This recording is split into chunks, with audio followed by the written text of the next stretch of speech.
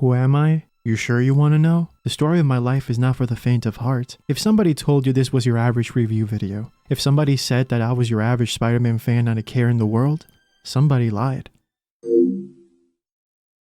But let me assure you, what we're going to do here on this channel for the next 30 days until Spider-Man No Way Home releases will be the best place for any Spider-Man fan. For the next 30 days, I will be revisiting Spider-Man films, most Spider-Man shows, Spider-Man video games, Spider-Man stories in the Ultimate and original comics. Whatever Spider-Man related, that will be here for the next 30 days. And today, AP Nerds aka me and my wife Mrs. AP Nerds aka Gabby, hi, will be revisiting probably the film that convinced the whole world that great stories can also be told in superhero films and was the pioneer, the reason why many of us got to experience the legendary Spider-Man and Batman trilogy and, of course, experience the amazing MCU franchise that created experiences in the theaters most of us nerds will never, ever forget. And that film, of course, is none other than Sam Raimi's Spider-Man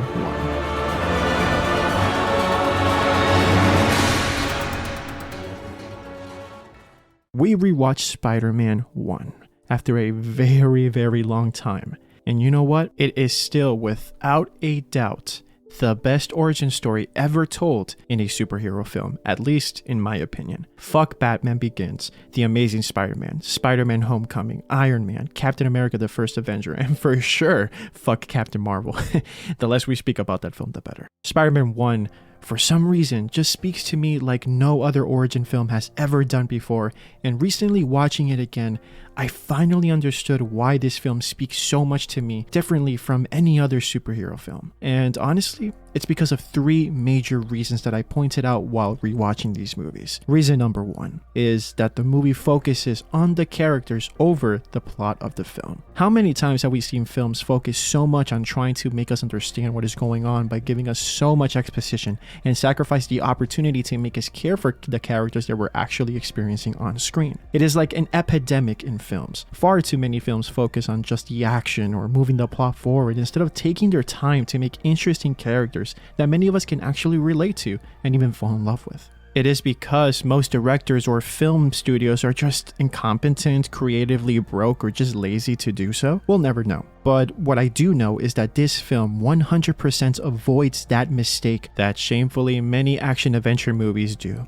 Yeah, I think what also caught my attention is that the cast was so well picked. Like, not only the actors were top notch, but their supposed relationships were evident by the way they managed to show it to us. Like, I love how Peter interacted with Harry, his Uncle Ben, and Aunt May and MJ, and how the other characters interacted with each other. I love to see how their relationship grew throughout the film to the point where if anything dramatic happened or heartbreaking, like when Norman insults MJ via Harry, you really feel it. Every relationship showcased in this film truly develops through the movie and beyond later in the second and third movie. And comparing it to films today, even in some MCU films, sometimes there are certain relationships that they just don't create deep enough connection with each other for us to care enough. For example, Thor and Jane, or Captain Marvel and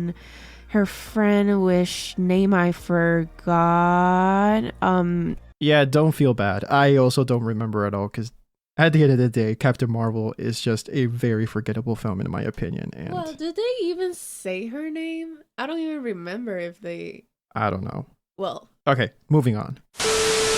Anyway, I don't know what it is, but there's something about older films in which they had a better understanding in human connection compared to what we see in some modern films today. Yeah, I can actually understand you on that 100%. It really feels like studios or directors today prefer, jokes or to basically interrupt potential deeper scenes for like comic relief. And I don't think this is an understatement, but a lot of people online have been actually criticizing that part of the MCU, in which it really feels like there's certain things that they just don't want to tap into. When they're going too deep, they retract, and it's really shameful because there's so many things that they could do to make better movies, to make you feel like you're more emotionally invested in these films, and for some reason they just don't go that way. Like, for example, if you check this scene from Avengers Infinity War. I know you didn't. You could not have possibly thought this through. You can't be a friendly neighborhood Spider-Man if there's no neighborhood. Okay, that didn't really make sense, but you know what I'm trying to say. This is literally the definition of what modern films do today. They are scared to go too deep, which at least for me, breaks the immersion and can break the importance of a scene for me. That is an issue that I feel like modern directors and studios have, but you know who didn't showcase that problem? You guessed it. Sam goddamn Raimi. Sam Raimi is the reason, yes, the reason why this Spider-Man film wasn't just a success, but it was probably one of the most iconic movies in cinematic history. He is the reason why so many people are so excited to see No Way Home, because he is the reason why Tobey Maguire is the most popular, is the most iconic, and is the most loved Spider-Man ever portrayed in film. And now that it's basically almost 100% confirmed that Tobey Maguire will come back as our favorite neighborhood Spider-Man, people are losing their minds, myself included. And also, it's because of this beautiful madman Sam Raimi that Danny Elfman came to compose for these Spider-Man films and gave us probably one of the most adored and iconic scores ever produced for a superhero. It's because of Sam Raimi that most of the movie is filmed with real elaborate and detailed sets mixed with CGI that, even though the visual effects look a little bit dated, it still feels more alive, colorful, and grounded compared to films today, which basically are filmed behind a green screen, and it kind of makes it feel lifeless and a bit dull. Like the fact that Sam Raimi preferred to have Tobey Maguire repeat this stunt over 156 times before he got it right instead of doing it with a CGI and green screen showcases the brilliance of this man. It looks and feels real because it is real. It's because of Sam goddamn Raimi that Spider-Man became a hit and became probably the world's most famous superhero, causing a domino effect for other studios to try to develop their own superheroes, in which they actually succeeded. Sam Raimi's love for Spider-Man and Peter Parker as characters was evident all over the trilogy. He understood Peter Parker. He understood Stan Lee's and Steve Ditko's vision for this character. He understood what makes Peter Parker and Spider-Man so popular, and he really made him feel like he's one of us. He must be a character that struggles with normal and relatable issues like girl problems and money problems, and you see that. Sam Raimi understood that this character has to showcase the frustrations most of us go through in life, and that faced with great power and opportunity, he will have to understand that he has a choice, that with great power must come great responsibility. That is his gift, and that is his curse, and that is what makes him Spider-Man. Yeah, it really feels like the director never sacrificed Peter relatable issues just to give us funny moments or amazing action set pieces. Like, he knew when to make it goofy and fun and when to slow things down. The pacing of the whole film was amazing. Like, when the film begins, by the 50-minute mark, we already know most of the characters, their goals, motivations, and their personalities, which gives you about an hour and a half to tell a compelling and interesting story. I really love how every second in this film didn't go to waste, and how the pace of the movie felt fast but in a consistent speed, to the point where I didn't get bored or didn't know what was going on. It was perfect from beginning to end, and not many modern films achieve this, which is a shame. Yeah, that's true. I 100% agree with you on that. I miss, these old school type of movies, and, there's a lot of people that even make fun of, these type of movies for, being a little bit too corny, a little bit too outdated, because it feels a little bit too early 2000s type of movies. But in my opinion, that is what actually makes it so special. It really stands out compared to any of the formulated MCU films we tend to get. You really don't see stories like Spider-Man 1 or 2 anymore, and I wish we could get more of these type of films where you can feel the love of those who make it. I feel like this story elevates to another level when you have people that truly care and know what the hell they're doing. Sam Raimi, in my opinion, is truly one of those directors, and I wish we had more directors just like him. And you know what? It's because of Sam Raimi that we got Peter's perfect origin story. So Gabby, question for you. What is it about this origin story that stands out to you compared to any other superhero origin film? I think Tobey Maguire was amazing, and he portrayed a Peter Parker and a Spider-Man that it was really hard for the other two to compare. The movie was so well done, and it was so detailed that that's why I think it's a better origin story. But he really put it tough to the other two Spider-Mans, because I am biased, to be honest. I love Tobey Maguire, and I feel like the real Spider-Man is like him. And now the other two are just variants, or are just people trying to be Spider-Man, but they are not. So it's kind of interesting on, like, we start seeing the Amazing Spider-Man, and when I changed the eyes of, okay, I'm not gonna see this as a Spider-Man film, I'm just gonna see it as if it is a good movie or a bad movie. It's actually a good movie, but is it a Spider-Man movie? I don't know if it's just because they try to make the other Spider-Man more complicated or more funny, but Tobey's Spider-Man's feels simpler, which I enjoy more, and I just can't shake the feeling that even rewatching these movies again, he still has the best origin story for me. But things can change. I'm open to see if I like the other Spider-Man more when we finish watching them. Okay, I see.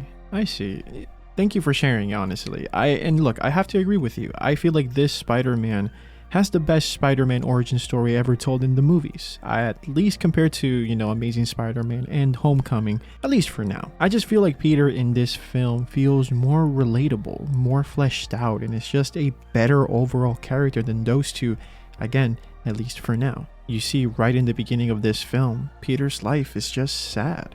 He has no close friends. Yeah, Harry, but he doesn't have that many friends, right? He doesn't have a girlfriend. Everybody just seems to hate him in school. He is the literal definition of an outcast, and it's honestly heartbreaking. He tries to connect, but is shut down the moment that happens. And even after being bit by the spider, things just get even more complicated for him. He gets into accidental fights in school with Flash. He lets his uncle down by arriving late to pay the kitchen. He's trying to discover what is happening to him, but his uncle and aunt are super suspicious that, something wrong is happening with him. He's just a kid from high school, and he has so many relatable problems, many issues that most of us actually go through, and now has to deal with basically having superpowers. And I feel like all of this was captured to perfection in the first 20 to 30 minutes of this film. And what I love the most about this film is how realistic Peter's actions are in this movie. He wants to impress MJ, and he thinks that by impressing MJ is basically by having a car, just like Flash when he impressed MJ with his new car. And he goes and tries to fight it out,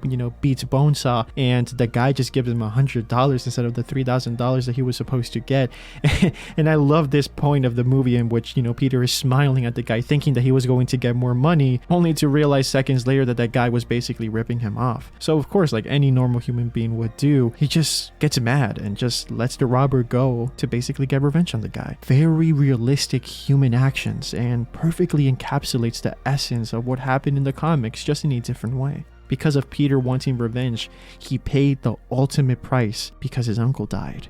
And that basically makes Peter experience one of his first of many losses. It's a tough way to learn that with great power comes great responsibility, but he took his uncle's words seriously after what happened and became the hero we all know and love. No longer will Peter look the other way. If there's something that he can do to help, he will, because if not, there will be more Uncle Bens in the world dying. What I love about this story is how you see a kid become a man. And to become a man, you must understand that when you have the power to change things, you should use them to help and for the greater good. Peter showcased that in the entirety of the trilogy, to the point in which he sacrificed his life in basically helping others. Yeah, he sacrificed his life in a sense of personal life. He really didn't care and tried his best to help the city, and that is what is so commendable about Spider-Man. He loses his job with Dr. Connors because of Spider-Man. He can't connect with MJ, so she decides to date Harry instead because he is Spider-Man. He has to let the madman Jameson, which is probably one of the best characters ever in the trilogy, for real, degrade his reputation as Spider-Man for money to survive. Aunt May almost dying by the hands of the Green Goblin because of Spider-Man. MJ is kidnapped because of Spider-Man. Norman Osborn, aka the Green Goblin, accidentally kills himself fighting Peter, and Harry hates Spider-Man, well, because of Spider-Man. MJ confessed her love for Peter, but Peter couldn't tell her how he actually felt because that can basically put her life in danger because of Spider-Man. Everything in this film showcases Sam Raimi understood the character of Peter and Spider-Man. Nothing ever goes right for Peter because of Spider-Man. It is why Peter says this at the end of the film. This is my gift. My curse. Peter literally has Parker luck going on all cylinders in this trilogy. Nothing ever goes to plan or goes his way. His double life is like a curse for his normal life, but he still does it because it is his responsibility. Even when the whole world hates him, he still did what he needed to do. He still stopped the robbers. He still rescued babies from fires. No matter what people thought of him, he never stopped. Not even the Green Goblin, who said something very true, broke him. In spite of everything you've done for them, eventually they will hate you. Why bother? Even after seeing that those who he loves could die, he kept going. He fought the Green Goblin in a brutal final fight, which even until this day is still one of the best fights in comic book movie history. He defeated him only to realize it was Norman, and now Peter's life gets even more complicated. This film wasn't afraid to make our main character suffer. It wasn't afraid to showcase how even when we have the power to do the right things, no matter what you do, no matter how hard you try, you will still upset certain people, and those who you may love may be the ones who pay. It is a beautiful depiction of our reality. How many times have you personally done things for the greater good or to help others, only for those things to backfire somehow with other people? How many times have you tried to be good, but people still find a way to spit in your face? I know you probably have faced these things, and I personally also have experienced things like this way too many times. But this Peter teaches me that I have a responsibility to do what is right, no matter who may hate me. If I have the power to change lives, to help, to be better, to unify, then that's what I must do. So many people in this world, and shamefully on these platforms, are creating division, spreading hate, and using their power for the wrong reasons. I feel like this film slaps me in the face every single time I'm not on the right track. I know this can sound a little bit corny, but Sam Raimi's Spider-Man makes me want to be a better human being, and I'm not ashamed for it. This is why I love this film so much, and will for all eternity consider this film not just to be the perfect Spider-Man origin story, but the perfect Spider-Man film. And it doesn't stop there, because the genius of Sam Raimi replicated the perfect Spider-Man film again, but this time 10 times better. And that, of course, is the one and only Spider-Man 2.